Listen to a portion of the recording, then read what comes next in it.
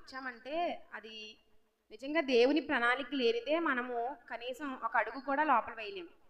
అవునా కాదా? అది మన అందరికీ తెలుసు. 2024 సంవత్సరంలో మన భారతదేశంలో ఎన్నో జరిగినాయి. ఆ జరిగిన వాటిలో ఒక ముఖ్యమైన విషయాన్ని ఈరోజు నేను మీతో పంచుకోవాలనుకుంటున్నాను.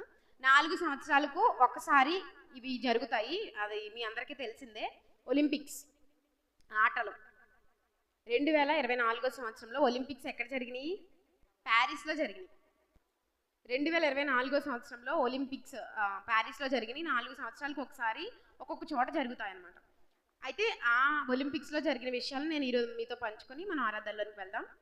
ఎందుకు నేను దీన్ని స్పెసిఫై చేస్తున్నానంటే, పరలోక రాజ్యంలోనికి ప్రవేశించడానికి చాలా కష్టం అని చెప్పడానికి నేను ఈరోజు ఈ టాపిక్ తీసుకున్నాను. క్రైస్తవ జీవితం అనేది పోలా పాన్ పసలు కాదు, ముళ్ళ బాటే. ఈ లోకపరంగా చూస్తేనే, ఈ లోకపరంగా ఉన్న క్రీడలు కానీ ఈవెంట్స్ కానీ మనం చూస్తే అవే ఎంతో ప్రయాసతో కూడుకున్నవి. ఈ లోకపరంగా these are temporary, these are not permanent. But temporary విషయాలకి, అంటే అశాశ్వతమైన విషయాలకి ఎంతో కష్టపడి వాళ్ళు ఒలింపిక్స్లో పార్టిసిపేట్ చేయడం మనందరికీ తెలుసు. ఒలింపిక్స్ అంటే క్రీడలు జరుగుతూ ఉంటాయి కదా, అవి. అందులో కొంతమంది క్రీడాకారులను నేను చూపించి మనం ఆరాధనలోకి వెళ్దాము. మొదటగా మీ అందరికీ తెలుసు, మీరు చాలామంది ఇన్స్టాల్లో, ఫేస్బుక్లో, వాట్సాప్లో, యూట్యూబ్లో చాలామంది చూసుంటారు. మొదట వినేష్ ఫోగట్ అందరికీ తెలుసు కదా. 50 కేజీల పందెంలో, కుస్తీ పందెం అనమాట, కుస్తీ పోటీల్లో ఆమె పాల్గొనడం జరిగింది. చాలా ఎదుటి వ్యక్తికి చాలా మంచిగా పోటీ ఇవ్వడం జరిగింది. అయితే తర్వాత నెక్స్ట్ రౌండ్కి వెళ్ళేటప్పుడు ఆమెను వెయిట్ చెక్ చేశారు. బరువు, మన బరువు ఉంటుంది కదా, మన బాడీ బరువు, ఆ బరువును చెక్ చేసేసరికి వినేష్ ఫోగట్ యొక్క బరువు 50 కేజీల 100 గ్రాములు ఉంది. ఎన్ని కేజీలు? 50 కేజీల కుస్తీ పోటీలు, కానీ ఆమె బరువుతోనే ఎంత ఉంది? 50 కేజీల 100 గ్రాములు ఉంది. సో 4 సంవత్సరాల గురించి, 4 సంవత్సరాల ఒక్కసారి జరిగే ఆ ఒలింపిక్స్కి ఎన్నో రాత్రులు వాళ్ళు కష్టపడి, తిండి లేకుండా, వాళ్ళు తీసుకునే ప్రికాషన్స్ కానీ, వాళ్ళు ఏ ఫ్యామిలీ ఫంక్షన్స్కి అటెండ్ అవ్వడానికి ఉండదు, చాలా ప్రయత్నాలు చేస్తారు. అంత కష్టపడి ఇక్కడ నుంచి సెలెక్ట్ అయ్యి ఇండియా నుంచి ప్యారిస్ ఒలింపిక్స్కి వెళ్ళింది వినేష్ ఫోగట్.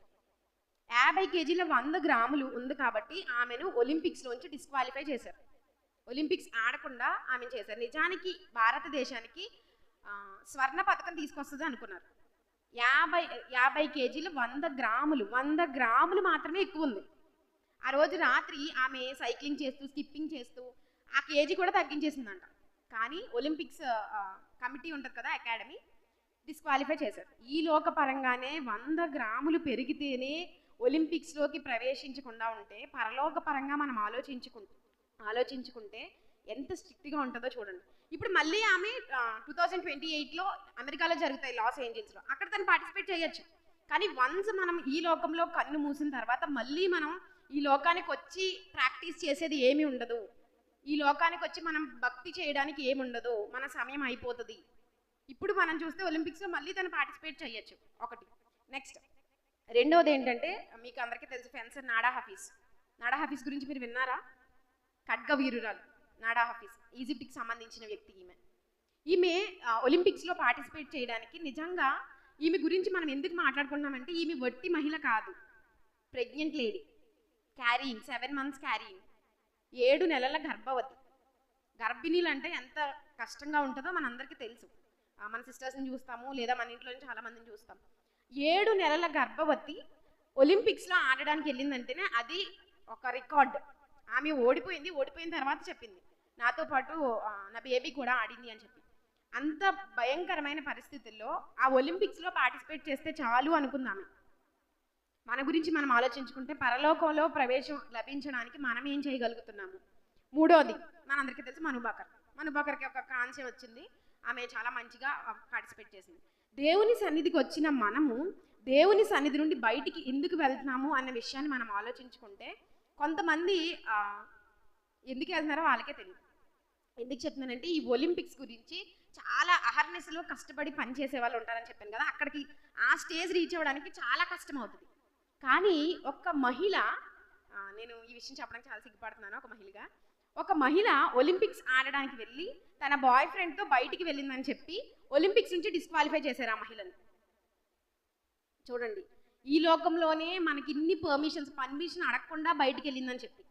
చాలాసార్లు మనకి సేవకులు బయట మనము ప్రిమిసెస్లో ఉన్నప్పుడు మనల్ని తిట్టినప్పుడు మనం ఏమనుకుంటాం, బాబోయ్ 5 నిమిషాలకే అనుకుంటాం.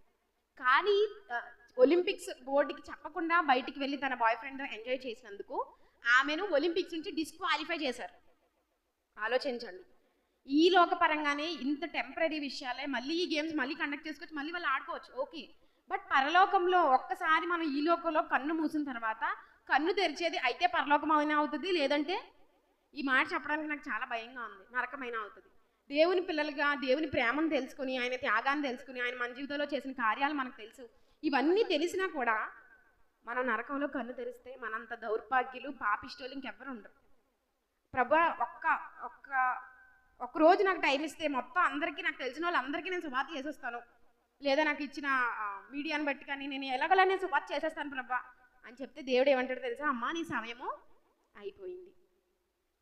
సమయం అయిపోయిన తర్వాత మనం ఏమీ చేయలేం.